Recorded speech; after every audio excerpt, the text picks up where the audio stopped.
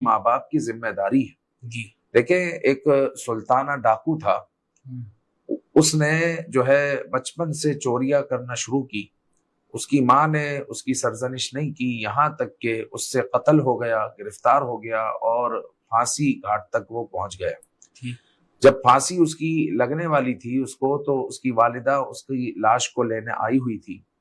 اس نے کہا کہ میری آخری خواہش یہ ہے کہ میری والدہ کو میرے پاس لایا جائے۔ جب والدہ اس کے پاس آئی تو والدہ کو کہا کہ تیرے کان میں مجھے کچھ کہنا ہے۔ تو وہ والدہ جب اس کے پاس آئی تو اس نے والدہ کے کان کو، کیونکہ ہاتھ تو بندھے ہوئے تھے، کان کو اپنے دانتوں میں دبا لیا اور والدہ پر جو ہے اپنا غصہ اتارنے لگا، اور بڑی مشکل سے جو ہے اس کو جب چھڑایا گیا تو جو انتظامیہ تھی انہوں نے اس کی سرزنش کی، تو وہ کہنے لگا کہ میں اپنی ماں کی وجہ سے آج جو ہے پھانسی تک پہنچا ہوں، کہ اس کی وجہ یہ ہے، اپنی ماں کو وہ کہنے لگا کہ ماں جب میں پہلی مرتبہ انڈا چوری کر کر آیا تھا تو نے میری سرزنش نہیں کی تھی، بلکہ اس انڈے کو تل کر دیا تھا، اس کو بنا کر دیا تھا۔ اگر تو اس وقت میری سرزنش کرتی، مجھے روکتی، میری تربیت کرتی تو میں دوسری چوری نہ کرتا۔ تو نے پہلی چوری پر میری تربیت نہیں کی بلکہ میری حوصلہ افزائی کی،